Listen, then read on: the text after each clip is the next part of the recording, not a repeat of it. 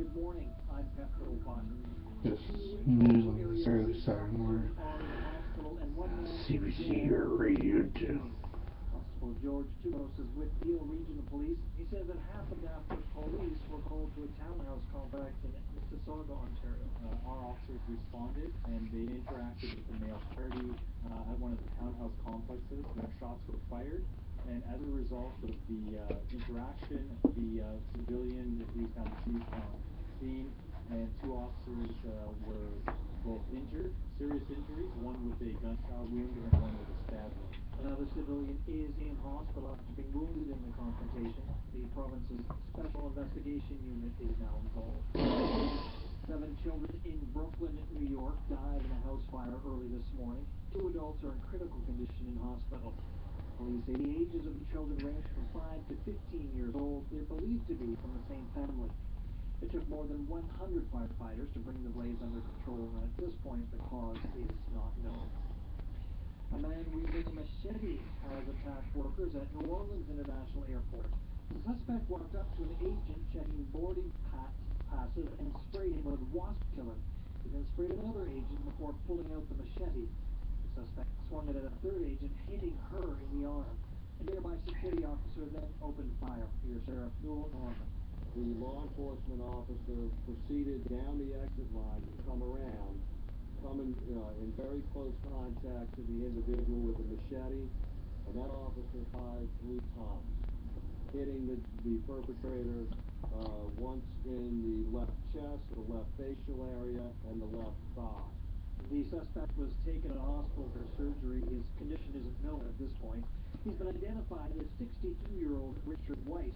Authorities say he's a taxi driver with no criminal history. Well, there are just 10 days left for Iran and 6 world powers to reach a framework agreement on Iran's nuclear program. But Iran's President Hassan Rouhani says there's no reason a deal can't be reached.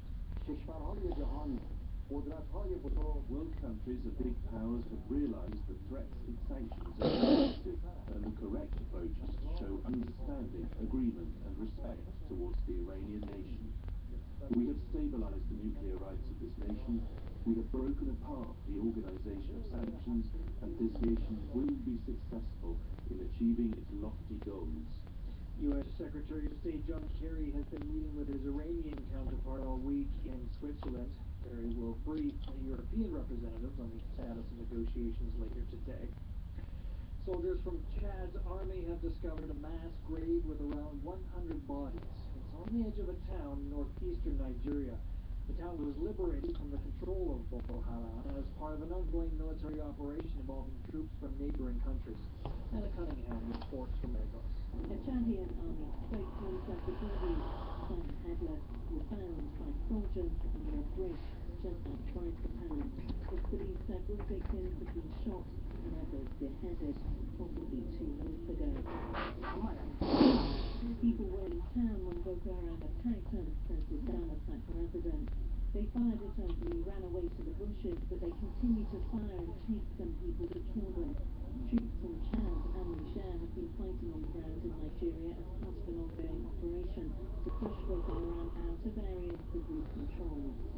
The Nigerian military has claimed numerous successes in recent weeks, saying many towns are now free.